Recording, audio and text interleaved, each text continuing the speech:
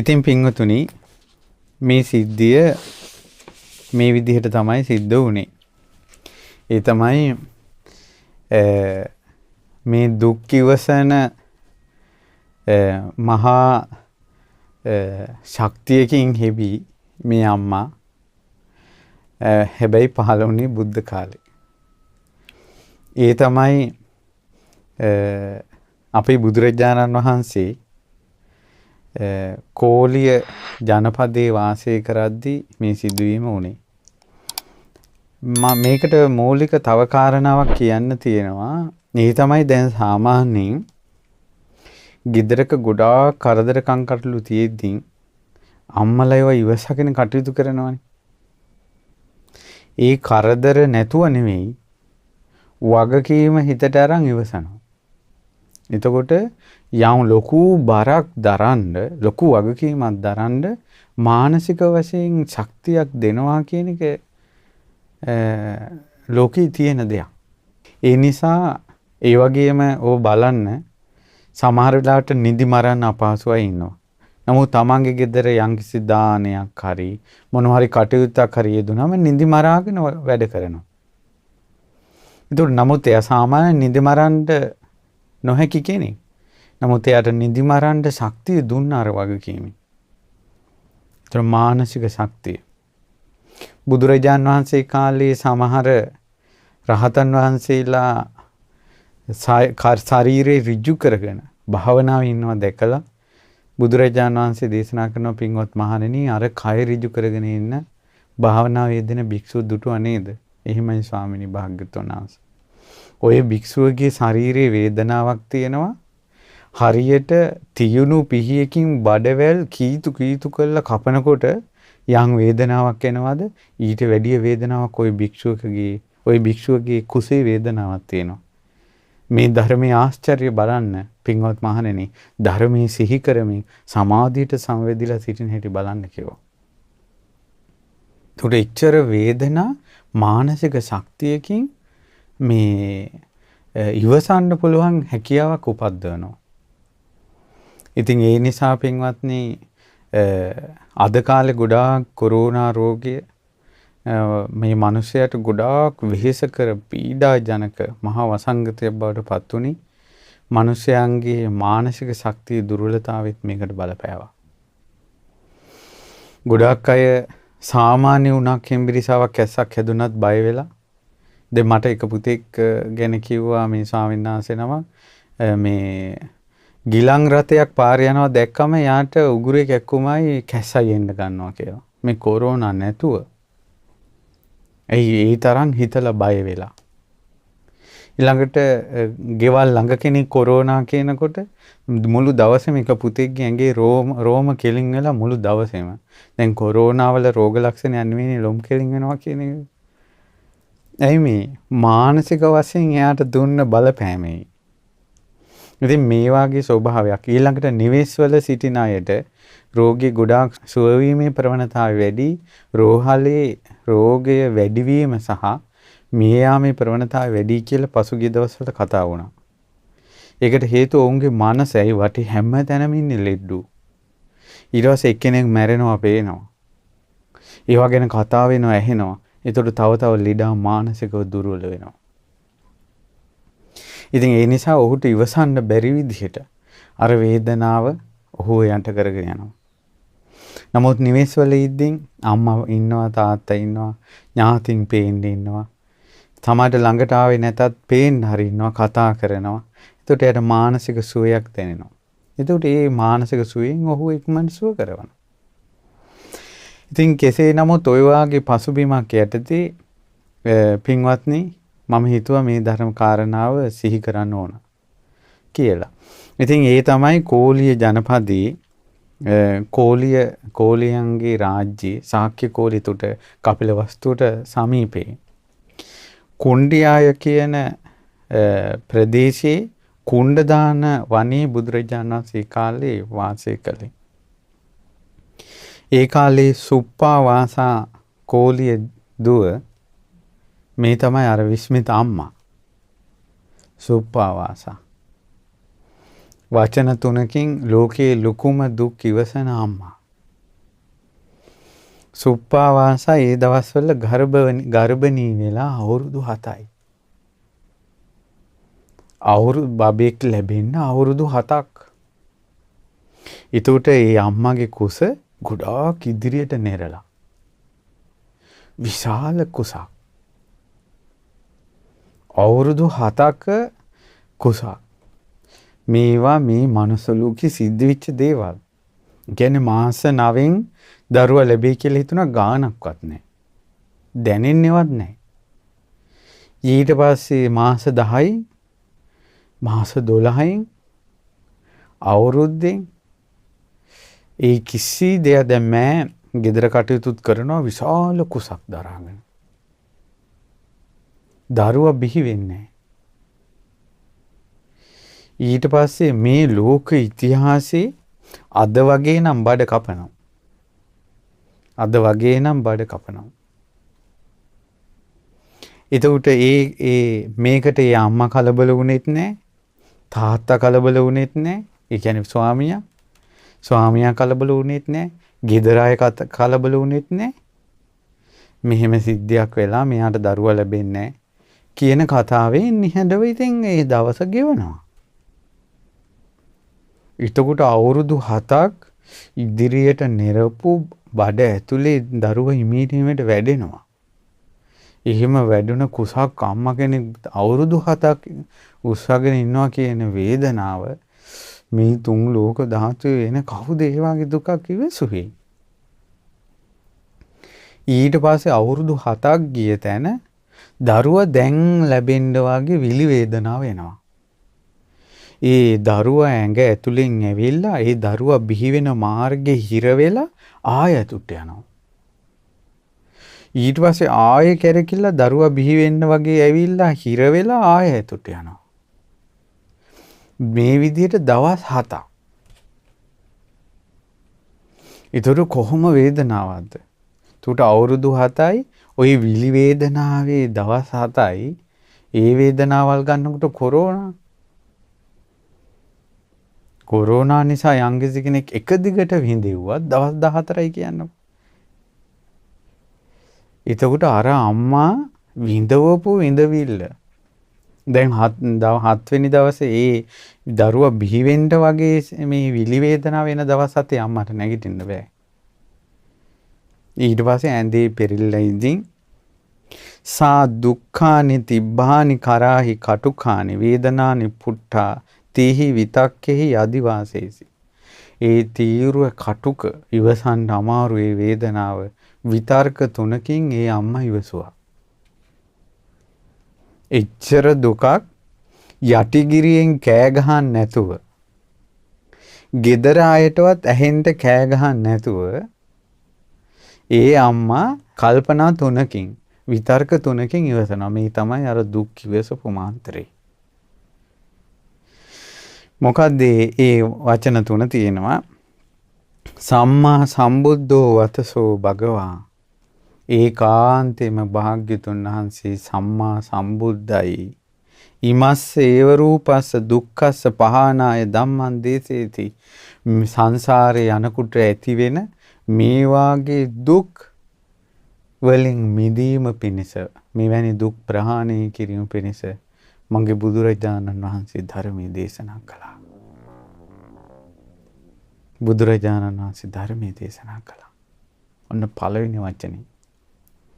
ඒකාන්තයෙන්ම බුදුරජාණන් වහන්සේ සම්මා සම්බුද්ධයි.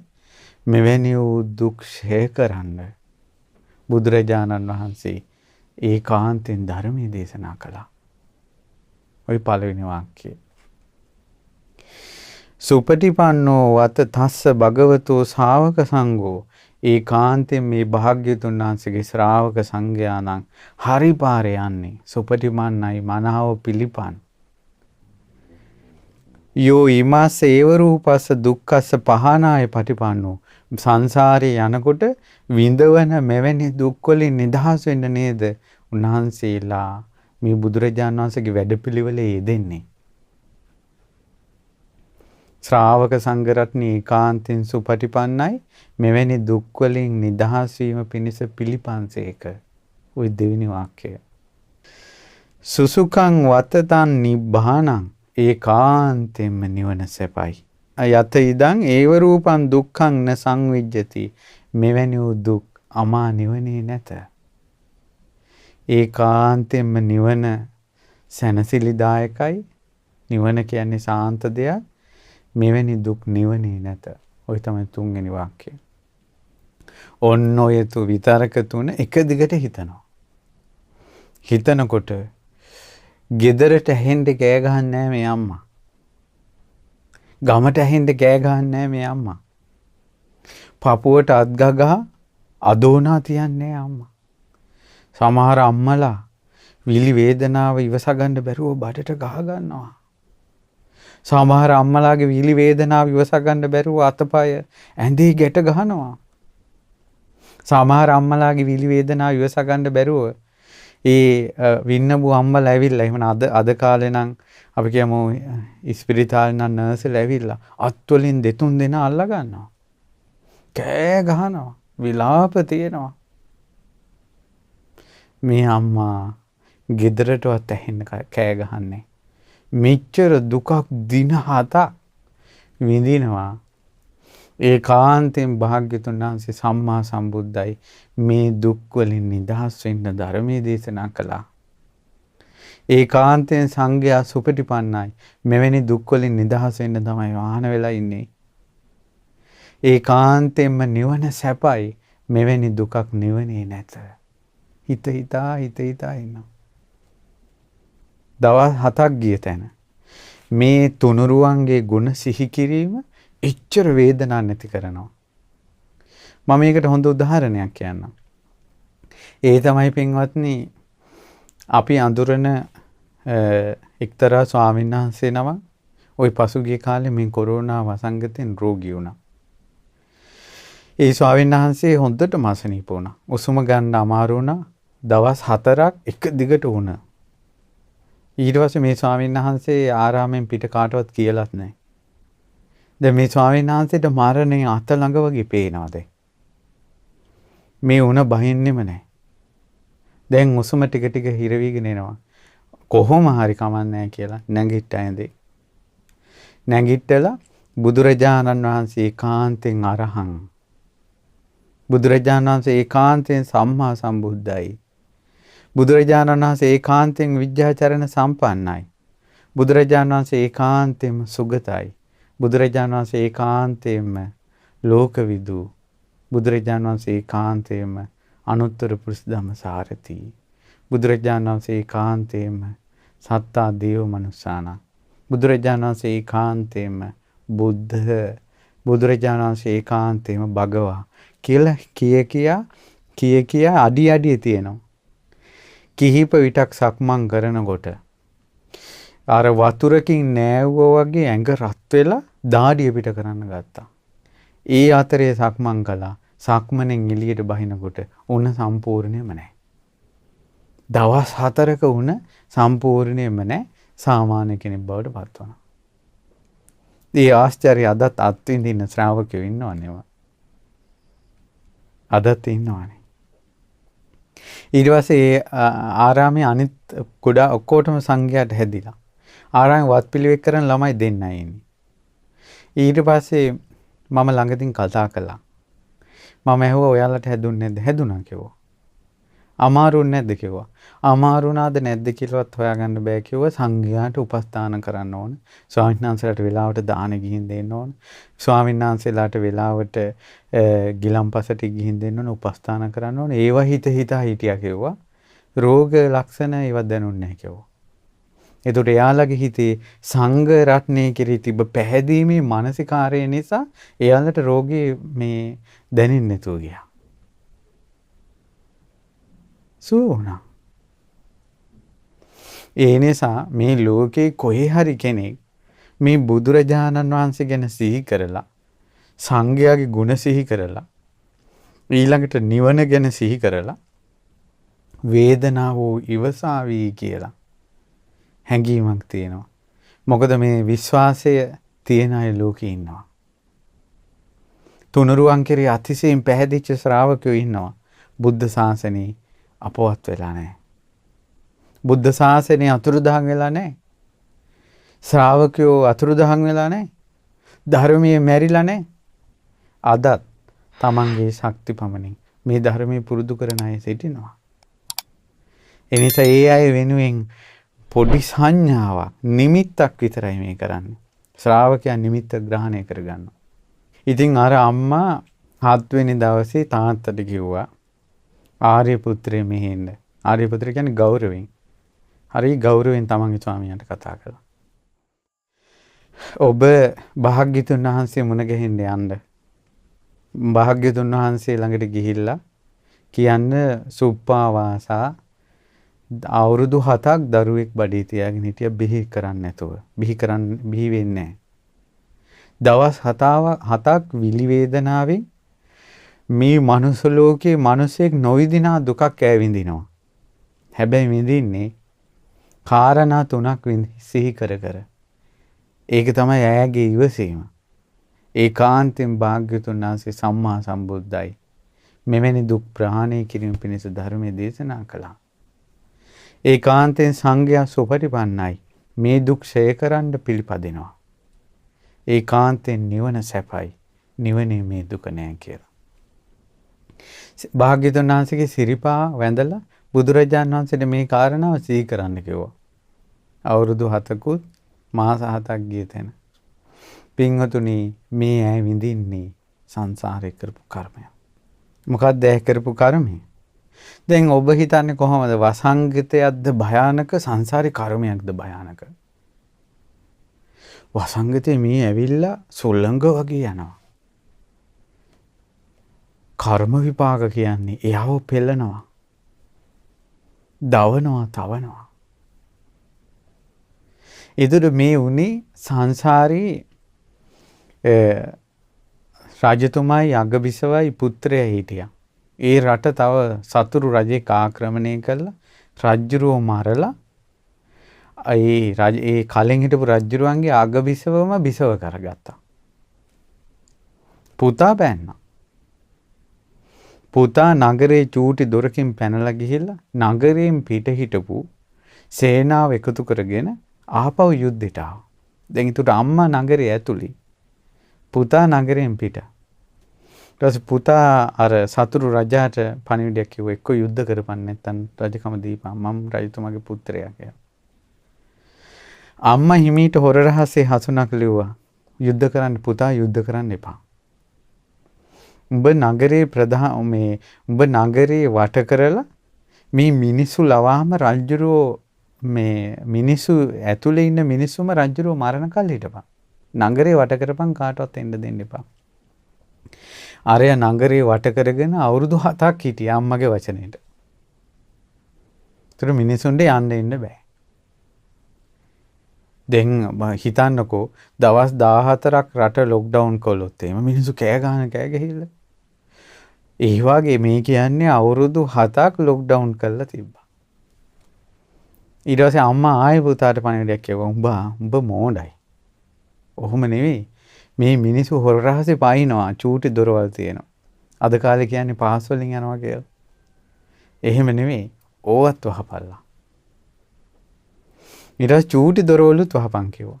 අම්මගේ වචනෙට ඒ නගරයේ චූටි දොරවල් පවා ඒකට ඇතුළට වතුර ගේන, දර ගේන, ආහාර පාන ගේන සියලුම ආවත් වැහුණා. ඒ වගේ දවස් 7ක් ඉන්නකොට මිනිස්සු කුපිත වෙලා මාලිගාවට කඩා පැනලා රජුරෝ මරලා මාලිගාවෙන් එළිය හිටපු පුතාට රජකම දුන්නා. ඉතින් සංසාරේ අවුරුදු 7ක් නගරේ වහලා තිබ්බ නිසා දවස් 7ක් චූටි දොරවල් පවා වහලා තිබ්බ නිසා අවුරුදු 7ක් අම්මගේ බඩේ ඉඳලා දවස් 7ක් විලි වේදනාවෙන් විඳින විදියට ඇතුලේ ඉන්න දරුවා තමයි අර රාජපුත්‍රයා. එදා උපදෙස් දුන්න අම්මම තමයි අද අම්මා උනේ. සුප්පාවාසා. කොම්ද කර්මවල ස්වභාව. ඒ කර්ම ඒ විදිහට වෙන හැටි කොහොමද? ඉතින් කෙසේ නමුත් දැන් ඔන්න අර කෝලිය ආර්ය පුත්‍රයා බුදුරජාණන් වහන්සේ ළඟට පැමිණුණා. වැඳලා කියා හිටියා ස්වාමීනි භාග්‍යතුන් වහන්සේ සුප්පාවාසා අවුරුදු 7ක් කුසී දරුවා දරාගෙන හිටියා. දැන් විලි වේදනාවෙන් විඳවනවා දවස් 7ක්. මේ මිහිපිට මිනිසෙක් නොවිඳිනා දුකක් ඈ තිබ්බානම් කටුකානම් කරානම් තීර්ව කටුක කරකස දුක් වේදනා විඳිනවා. හැබැයි ඒ සියල්ල එයා ඉවසාගෙන ඉන්නවා. භාග්‍යතුන් වහන්සේ සම්මා සම්බුද්දයි කියලා හිතා. මේ දුකෙන් නිදහස් වෙන්න බුදුරජාණන් වහන්සේ ධර්මයේ දේශනා කළානේ. සංඝයා සුපටිපන්නයි කියා හිතා. මේ දුකෙන් නිදහස් වෙන්නනේ මහාන වෙලා ඉන්නේ කියලා. ඊළඟට නිවන සැපයි කියලා. මේ විඳින දුක නිවනේ නෑනේ කියලා. එතන මේ විඳින අපි විඳින සෑම දුකක්ම අමාමා නිවනේ නෑනේ. අපි විඳින සෑම දුකක්ම ඒ දුකෙන් නිදහස් වෙන්නනේ සාරිපුත්ත මොග්ගල්ලාන උත්තමයෝ මහා කස්සම ආදී උත්තමයෝ. ඒ උත්තමයෝ කෙලෙස් කම්පා කළානේ. ඒ කියන්නේ රාගයක් එනකොට අද කාලේ මිනිස්සයා ඇඹරිලා යනවා වගේ. ද්වේෂයක් එනකොට අද කාලේ මිනිස්සයා ඇඹරිලා යනවා වගේ. ඒ කාලේ රහතන් වහන්සේලාගේ චිත්ත ශක්තිය ඉදිරියේ රාගය ඇඹරිලා ගියා. ද්වේෂය ඇඹරිලා ගියා. කෙලෙස් කම්පා කළා ඒ මහරහතන් වහන්සේලා. මේ දුකෙන් නිදහස් වුණා. භාග්‍යතුන් වහන්සේ මේ වාගේ සංසාරේ එකම දුක නැවත නැවත විඳ විඳා යන ජීවිතේ නිදහස් වෙන්න ධර්මයේ දේශනා කළා. මේවා හිතා ස්වාමීනි ඒ කෝලිය දීතු සුප්පාවාසා පුතුන් විදිහට දුක් ඉවසනවා කියෝ. ඈ කිඳිරි ගන්නවා, කෑ ගහනවා, විලාප තියනවා කියලා එකක් නැහැ. ඉවසනවා. නමුත් අපිට තේරෙනවා මිනිස්සෙක් නොවිඳිනා දුකක් ඈ විඳිනවා කියලා. බුදුරජාණන් වහන්සේ ඒ වෙලාවේ කියනවා සුඛිනී හෝතු සුප්පාවාසා. මේ සුප්පාවාසා සුවපත් වේවා. ආරෝගා නිරෝගී වේවා. ආරෝගම් පුත්තං විජායතුති. නිරෝගී පුතෙක් බිහි කරත්වා. තුන් ලෝකෙට කරුණාව ඇසි වස්සවන බුදුමුවෙන් පිට වෙන වචනයක් පාසා ලෝක සත්වයාගේ දුක් නිවන මගේ බුදුරජාණන් වහන්සේ මහා මෙරක් තරම් කරුණා මෛත්‍රිය සුප්පාවාසා තරම් අබෑටයක් තරම සත්වයකට මෙහෙයුවා. සුඛිනී සුප්පාවාසා. සුප්පාවාසා සුවපත් වේවා. ආරෝගා නිරෝගී වේවා. ආරෝගම් පුත්තං විජායතුති. නිරෝගිමත් පුතෙක් බිහි කළත්වා. සහ වචනාච පන භගවතෝ සුප්පාවාසා කෝලේදීතා සුඛිනී ආරෝගා ආරෝගම් පුත්තං විජායි. බුදුරජාණන් වහන්සේගේ බුදුමුවෙන් වචනේ පිටවෙච්ච සැනින් අවසාන අකුර පිටවෙච්ච සැනින් සුප්පාවාසා සුවපත් වුණා, නිරෝගී වුණා, සුවසේ දරුවා වෙහි කළා. මගේ බුදුරජාණන් වහන්සේගේ වචනේ ඒ වගේ. පින්වතුනි මානසික කෙනෙකුට මානසික ලෙඩක් හැදුනොත් එයා සුව කරන්න කොහොම අමාරුවක් ගන්න ඕනද කියලා හිතන්නකෝ. මම මේ ඇයි මානසික ලෙඩක් ගැන කිව්වේ? පටාචාරා පිස්සුවෙන් ආවේ. පිස්සුවෙන් නෙවෙයි ඈ පිස්සු. උමතු වෙලා ඇඟේ නිරුවතින් දුවන්නේ කියලා දන්නේ නැහැ. මහා සෙනඟක් මැදට මේ දුවගෙන ආවේ කියලා දන්නේ නැහැ. බුදු කෙනෙක් ළඟට ආවේ කියලා දන්නේ නැහැ. උමතුයි. පින්වත් නැගණිය සිහි අරගන්න එක වචනෙන් උමතු බව නැති වුණා. මගේ බුදුරජාණන් වහන්සේට පුළුවන් එක වචනෙන් කෙනෙකුගේ උමතු බව නැති කරන්න. එක වචනෙන් උමතු බව නැති කරන්න පුළුවන්. බුදුරජාණන් වහන්සේට ඒසා අනුභවයක් තියෙනවා. ඊළඟට බුදුරජාණන් වහන්සේ ධර්මයට අපැහැදිලා හිටපු රෝජමල්ල කියන පින් තියෙන කෙනෙකුට රෝජමල්ල සූපත් වේවා කියලා හිතනකොට ඔහුගේ නගරේ පඩි පෙළ වලින් ඔහුගේ මාලිගාවේ පඩි පෙල් වලින් දුවගෙන එක උස්සුමට දුවගෙන ඇවිල්ලා තියෙන ආරාමයට බුදුරජාණන් වහන්සේ හොයාගෙන. සෝපත් වේවන් කියලා හිතපු සැනි. බුදුරජාණන් වහන්සේ ඊළඟට සුප්පියා උපාසිකාව හිටියා. ඒ සුප්පියා උපාසිකාව තමන් දවසක් මාංශ දානයක් දෙන්න මාංශ හොයා ගන්න නැතුව තමන්ගේ කකුලේ කලවේ කපලා මේ උයලා තියෙනවා. ඉතින් බුදුරජාණන් වහන්සේ දැක්කා අප්‍රමාණ වේදනාවකින් සිටිනවා. මුළු කකුලේ කලවේම කැපුවා කියන්නේ. එතකොට පහවදා බුදුරජාණන් වහන්සේ ඒ ගෙදර දනට වැඩියා. එතකොට එදාට නෙවෙයි මේ දානි හදලා තියෙන කලින් දවසක වෙච්ච එක. බුදුරජාණන් වහන්සේ දානි බෙදන්න හදනකොට බුදුරජාණන් වහන්සේට කෝ මේ සුප්පියා කියලා ඇහුවා. ඊට පස්සේ මේ ඈ අසනීප වෙලා නෑ ඈ ඔසවාගෙන ඉන්න. භාග්‍යතුන් වහන්සේ නෑ ඈ ඔසවාගෙන ඉන්න වචනේ කිව් සැනින් ඈගේ කකුල තිබ්බ විදිහටම ආය ප්‍රകൃතිමත් වුණා. එක වචනේ. ඊළඟට අන්දවනේ වැඩි සුභා තෙරණිය ඇහැ ගලවලා අතින් සල්ලාලේ ඇහැගෙන වරණා කිදුවාගේ ඇහැ ලස්සනයි කියලා මේ ඇහැ අරන් යනවා කියලා. ඒ රහත් තෙරණිය ඇහැ ගලවලා දුන්නා මේක අරන් යන්න මේ ලස්සන දේ ඔයා බල බල ඉන්න කියලා. ඒ මානවකයා සිහිය නැතුව වැටුණා. ඒ ඇහැ අතට අරගෙන එනකොට දන් සභා මණ්ඩපයේ මගේ බුදුරජාණන් වහන්සේ ඈත දකින්න සැනින් මේ ඇහැ අතුරුදහන් වුණා. ආය ඇහැ පිහිටියා. භාග්‍යතුන් වහන්සේ ඒකාන්තයෙන් ආශ්චර්ය අද්භූතයි. එවැනි වූ භාග්‍යතුන් වහන්සේ සුප්පාවාසා සුවපත් වේවා. නිරෝගී වේවා. සුවසේ පුතෙකු බිහි කරත්වා කියලා කිව් සැනින් සුප්පාවාසා දරුවා බිහි කළා. සුවපත් වුණා. ගෙදර එනකොට චූටි බබෙක්ගේ හඬ ඒ සිටු මාලිගාව පුරා විහිදෙනවා. ඒ කෝලිය පුත්‍රයා අප්‍රමාණ සතුටටපත් වුණා. පුදුම වුණා. ඊට පස්සේ එයා කෑ ගහලා කියනවා අච්චරියං වතබෝ අද්භූතං වතබෝ ආශ්චර්යයි අද්භූතයි තථාගතස්ස මහිද්దికතා මහානුභාවතා යත්‍රහි නාමයන් සුප්පා වාසා කෝලිය දීතා සහ වචනායච පන භගවතු සුඛිනී ආරෝගම් පුත්තං විජායිසති इति. ඒ පුදුමයි බුදුරජාණන් වහන්සේ සිත් පැතූ සැනින් ඈ සුවපත් වෙලා සුවසේ පුතෙකු බිහි කරලා. ඉතින් අත්තමනෝ පමිදිතෝ පීති සෝමනස්ස ජාතෝ අහෝසි. පුදුම සතුටක් මුළු ගෙදරම ප්‍රීතියම පැතිරිලා ගියා කියනවා. ඇයි අවුරුදු කීයක ප්‍රශ්නයක්ද මේ?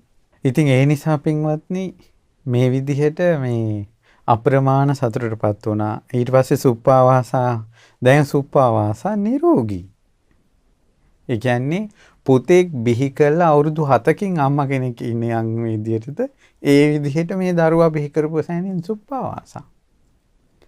කිව්වා මගේ බුදුරජාණන් වහන්සේට දවස් 7ක් දන් දෙන්න ඕන. ආර්ය පුත්‍රය භාග්‍යතුන් වහන්සේ සමග 500ක් සංඝයාට දානෙට ආරාධනා කරන්න. දැන් අද දරුවා ලැබිලා හෙට ඉඳලා දානෙ දෙන්න හදනවා 500කට. අද කාලේ අද මේ ගෙදරක දරුවෙක් ලැබුණොත් අම්මා කෙනෙකුට හෙට දානේ පන්සලේ තියෙන දානේ කැන්සල් කරන්නේ නැද්ද? කැන්සල් කරනවා. මේ ගෙදර හරි මේ අපේ නෝනාට බබා ලැබුණා ගෙදර කරදර වැඩි. හාන්දරණී කියලා කීයක් එක්ක කීයක් හරි දීලා ෂේප් වෙලා ඒ වාගේ බුද්ධ කාලේ හරි වෙනස් පින්වත්නි. ඒ පින්වන්තයන්ගේ කාලේ හරි වෙනස්. දවස් 7ක් දානෙ දෙන්න ආරාධනා කරන්න කිව්වා. ඉතින් මෙයා ආපහු ආරාමෙට දුවගෙන ගිහිල්ලා භාග්‍යතුන් වහන්සේ ඈසුවපත් වුණා දානෙට ආරාධනා කරා. ඊට පස්සේ පහවදා ඉඳලා දානේ බාර අරන් උපාසකෙක් දවස් 7ක්.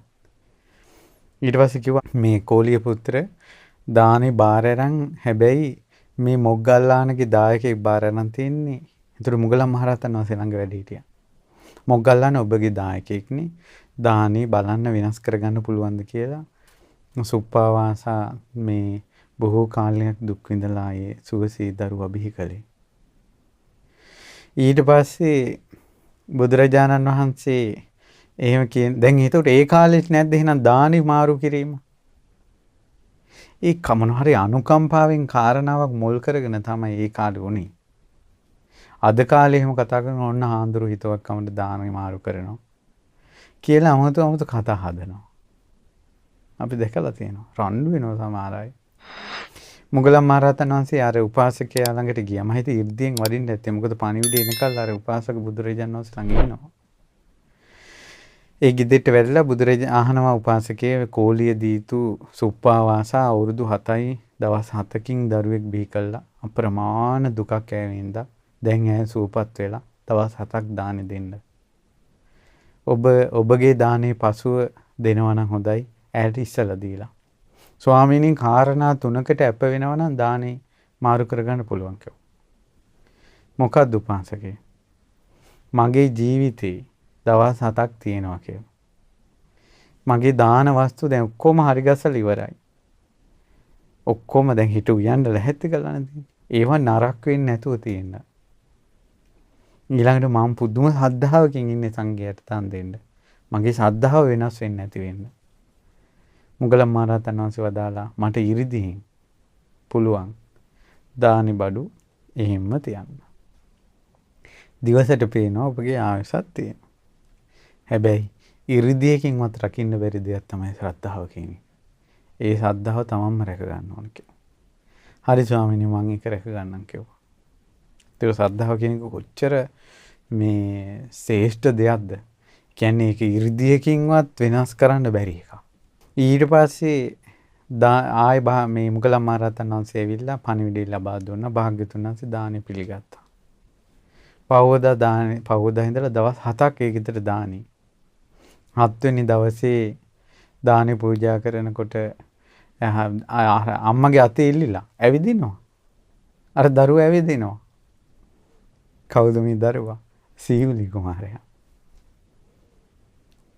අර දරුවා ඇවිදිනවා. කතා කරනවා. ඇයි අම්මා? ඒ දරුවගේ වයස දැන් අවුරුදු 7යි. බඩ ඇතුලේ හිටියට.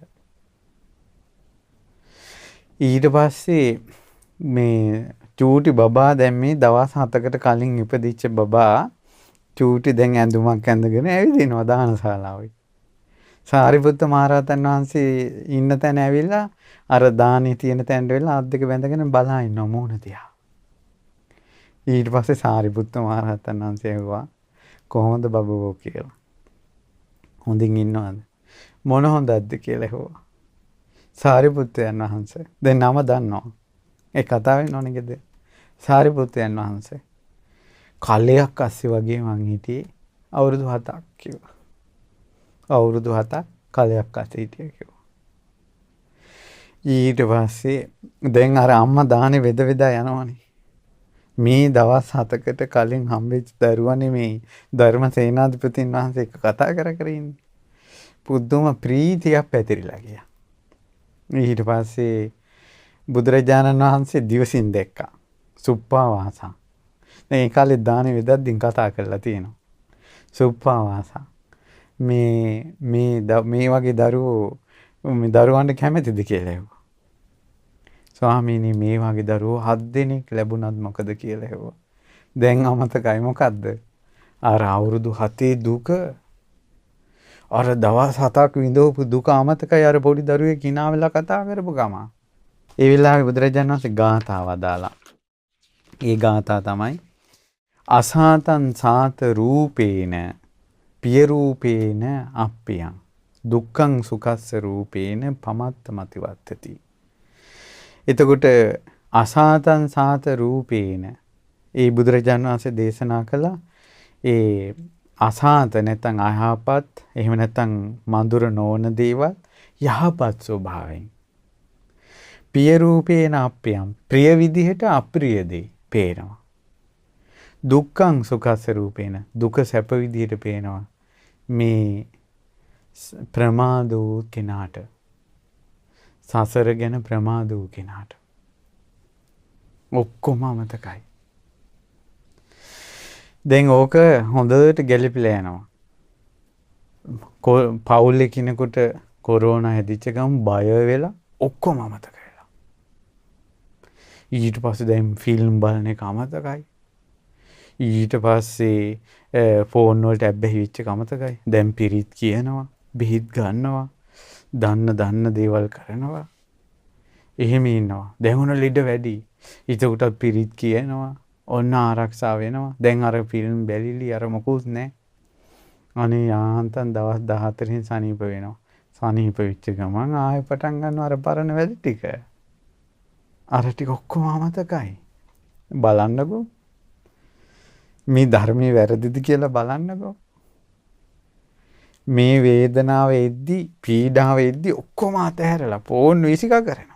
කෝල් එකක් එනවට කැමති නැහැ. මේ වේදනාවේ කවුරු කතා කරනවට කැමති නැහැ. සානීප වුණාට පස්සේ ආයෙත් පරණ කයිය පටන් ගන්නවා. ආයෙත් පරණ දේවල් ටික ඔක්කොම පටන් ගන්නවා. දැන් වෙනදටත් වැඩිය බය නැහැ. හැදුණා නෙව කියලා. පුදුම ලෝකයක්. පැරණි දුක අලුත් අත්දැකීමෙන් වෙහෙලා යනවා. දැක්කද? සමහර පහුගිය දවස්වල 3 වරුව පිරිත් කියාගෙන අර කොරෝනා ආපු දවස්වල 3 වරුව පිරිත් කියාගෙන රතන සූත්‍රී කියාගෙන එහෙම හිටියේ. ඊට පස්සේ දැන් ටික ටික ඒ ඔක්කොම අමතක කරලා යනවා. ඒ නිසා මරණේ පෙනිපෙනි වේදනාව පෙනිපෙනි ඔබ යම් කුසල් සිහි කළාද, පින් සිහි කළාද, පිරිත් සිහි කළාද, බණ අහා හිටියද ඒක පුළුවන් නම් දිගටම පවත්වා ගන්න. ඔබ ප්‍රමාදී කෙනෙක් නෙවෙයි. නැත්තම් ප්‍රමාදී වූ කෙනාට අයහපත් දේ යහපත් විදිහට පේනවා. අප්‍රිය දේ ප්‍රිය විදිහට පේනවා. දුක සැප විදිහට පේනවා. මේක තමයි ප්‍රමාදී වූ ජනතාවට ලෝකයේ තියෙන ධර්මතාවය. ඉතින් ලෝකයේ සමස්තයක් වශයෙන් ඕකම විතරයි තියෙන්නේ කිව්වත් කමක් නැහැ. ඒ කියන්නේ මිනිස්සුන්ට අයහපත් දේ යහපත් විදිහටම පේනවා. දැන් ළමයිට ෆෝන් ඕන, ඔන්ලයින් ඕන, ඊළඟට මේ ළමයි ලෝකේ දේවල් තේරුම් ගන්න ඕන කියලා පේනවනේ යහපත් කියලා. එතකොට අයහපත් දේ යහපත් විදිහට පේනවා. ඊට පස්සේ අප්‍රිය දේවල්. දැන් ළමයිමනේ හොඳට අම්මලා ළමයිට හොඳට තාක්ෂණ ඉගෙන ගන්න ඕන කියලානේ ෆෝන් ගෙනත් දීලා ඔන්ලයින් වලට මේවා කරලා ඔක්කොම ගුරුවරුත් ඔකට සෙට් වෙලා ලස්සනට මේක කරගෙන ගියේ. ඕන්න දැන් ළමයි ඒ ෆෝන් එක ගත්තා කියලා අම්මා මරනවා. මේ ළඟදීන් ඔය වගේ දෙයකදීන් පුතා අවුරුදු 17 පුතා අම්මගේ බෙල්ලට ලනුව දාලා මිරිකලා. ඉතින් ඒ වගේ ඊළඟට එක පුතෙක් තාත්තගේ බෙල්ල වෙන් වෙන්න කපලා. සමහර දරුවෝ දෙමව්පියෝ රටින් ඉඳලා හම්බ කරලා එවන ඔක්කොම ටික මේ ගේම් වලට මේ විනාශ කරනවා. ගානට මේ ටික වෙනවා. ලස්සන ප්‍රිය ස්වරූපෙන් අප්‍රිය දේ එනවා. ඊළඟට දුක් දේ සැප විදිහට. දැන් මිනිස්සයා ගොඩාක් පිනවන්නේ මිනිස්සයා සැප හොයන්නේ කාමයෙන්නේ. කාමය කියන්නේ දුකක් නේ. කාමය කියන්නේ ඇට සැකිල්ලක් වගේ බල්ලෙක් ලෙව කන ඇට කැබැල්ලක් වගේ කියලා භාග්‍යතුන් වහන්සේ දුන්න උපමා. අඟුරු වලක් වගේ කාමය කියන්නේ දවන තවන දෙයක් කියලා උපමා. ඊළඟට තරුණ ළමයි ප්‍රේම සම්බන්ධතා හදා ගන්නවා, යාළු වෙනවා ප්‍රිය ස්වරූපෙන් සැප විදියට. ඒවා වෙන් වුණ තැන, නැති වෙච්ච තැන විඳින දුක් අන්දරව කොහමද? එහෙනම් ඉදා ආදරය කළේ මේ දුකට නේද? ඊට පස්සේ ඒ දුක් විඳ ඉන්නකොට තව කෙල්ලෙක් hina වෙච්ච ගමන්, තව කොල්ලෙක් hina වෙච්ච ගමන් අර ඔක්කොම අමතකයි. අර ඔක්කොම අමතකයි ආයෙත් පටන් ගන්නවා. ඒකනේ සමහර අම්මලා දරුවෝ බිහි වෙනකොට ආයෙ නම් දරුවෝ එපා කියාගෙන විරි වේදනාව විඳින්නේ. ඕන්නේ නැහැ දරුවෝ කියාගෙන. ආයෙ දරුවෙක් හදනවා. ඒ නිසා මේ ලෝකේ හැටි, මේ ලෝකේ මනුස්සයට දුක කියන එක ඉක්මනට අමතක වෙනවා. මේ මිනිසුන්ට ඔහොම නොවී තියෙන්නේ කොහොමද? මේ සුප්පාවාසා සෝතාපන්න ආර්ය ශ්‍රාවිකාව. සෝතාපන්න ආර්ය ශ්‍රාවිකාවකටත් ඔහොම වුණා නම් මේ සමාජයට ගැන කතා කරලා වැඩක් නැහැ. නමුත් මෙවැනි වූ ධර්මයක් ලෝකේ තියෙනවා කියලා සිහි කරන්න ඕන. සත්‍ය මේකයි කියලා මොහොතක් හරි සිහි කරන්න ඕන. අවුරුදු 100ක් බොරුවේ හිටියට වැඩිය තප්පරයක් සත්‍ය සිහි කරන එක ශ්‍රේෂ්ඨයි. අපි මේ ධර්මයේ දේශනා කළාට අපිත් මුලාවටපත් නොවෙනවා නොවේනේ. ඒ වුණාට මේ බණ පදේ කියන මොහොතේ හරි මේක ඇත්තනේ කියලා හිතන එක ශ්‍රේෂ්ඨයි. මේ මොහොතක හරි මේ ධර්මයේ සත්‍යයි කියලා හිතනවාද යම් දවසක අමා නිවන ලබන්න මේ තප්පරේ රැස්ුණ පින හේතු වෙනවාමයි. ඒ නිසා පින්වතුනි අද ඔය දහම් පදේ අනුසාරයෙන් ඔබට දෙන්න මම උත්සාහ කරපු කාරණාවක් තමයි තුනුරුවන් ගුණ නිතර සිහි කර ඉන්න. දැන් සමහරට අසනීප වුණොත් කොරෝනා වසංගතෙන් අසනීප වුණොත් එහෙම නැත්නම් වෙන ලෙඩකින් ලෙඩ වුණොත් ඒ වගේම අපි කවුරුත් මරණයටපත් වෙනවා මර ඇඳේ ඉන්නවා මාරාන්තික වෙනවා.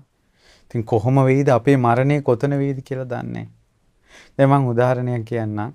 ඔබ මීට කලින් ඔබ දන්නවද මීට දශක 2කට 3කට විතර කලින් ලෝකේ ප්‍රසිද්ධම නිළිය තමයි සීදේවි ඉන්දියාවේ. අවසානයේ සීදේවි නනායිද්දින් බාත්රූම් එකේ ඒ නාන්න තිබ්බ වතුරටම වැටිලා මැරුණි.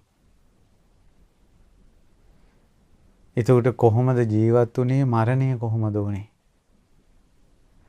හදිසි අවස්ථාවක වෙච්ච නොසිතූ තැනක තී සිද්ධ වෙච්ච මරණයක්. සමහර අය වැටිලා කොමඩ්ඩකේ ඔළුව හිර වෙලා මැරෙනවා. පෝච්චියේ ඔළුව හිර වෙලා මැරෙනවා. තමන් වැසිකිලි කරන්න ගිය තැන වැසිකිලි තමන් කරපු වැසිකිලි එකේම මෝන ඔබාගෙන මැරෙනවා මේ සත්වයෝ.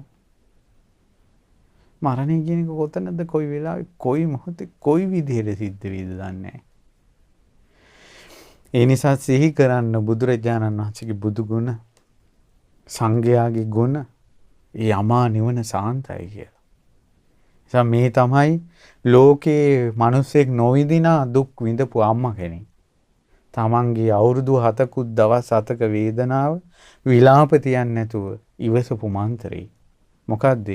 ඒකාන්තයෙන් භාග්‍යතුන් වහන්සේ සම්මා සම්බුද්දයි මේ දුකින් නිදහස් වෙන්න ධර්මයේ දේශනා කළා. ඒකාන්තයෙන් සංඝයා සුපටිපන්නයි මේ දුකෙන් නිදහස් වෙන්නයි මේ පිළිවෙතේ යෙදෙන්නේ. ඒකාන්තයෙන් නිවන සැපයි මේ දුක නිවනේ නැත. ඒ නිසා බුදු ගුණ, ධම් ගුණ, සංඝ ගුණ නිවනේ තියෙන සැපය සිහි කර නවත්තා ඉන්න පුළුවන් නම් එයාගේ වේදනාව යාට දැනෙන්නේ නැතුව ඉවසන්න පුළුවන් වෙනවා. ඒ නිසා බුදු ගුණ සිතමින්, ධම් ගුණ, සංඝ ගුණ හිතමින්, නිවන ගැන සිතමින්, ධර්මයේ සිහි කරමින් ඔබට තියෙන කායික මානසික දුක්ඛං කටළු ඉවසා ගන්න පුළුවන් ධර්මයෙන් නිර්මිත වූ ශක්තියක් ඔබ තුල පිහිටන්න උපකාරී වෙනවා මේ ගුණ සිහි කිරීම. නිසා මේ අසුරේ ඔබගේ ජීවිතයටත් යහපත උදා කරගන්න. ඔබගේ ජීවිතේට සියලු යහපත වේවා. නිදුක් නිරෝගී සුව වේවා. දුක් ඉවසන්න ලැබේවා. ඊළඟට ඔබටත් මේ දුක් විඳින සංසාරයෙන් නිදහස් වෙන්න, අමා නිවනටපත් වෙන්න වාසනාව ලැබේවා කියලා සෙත් පතනවා.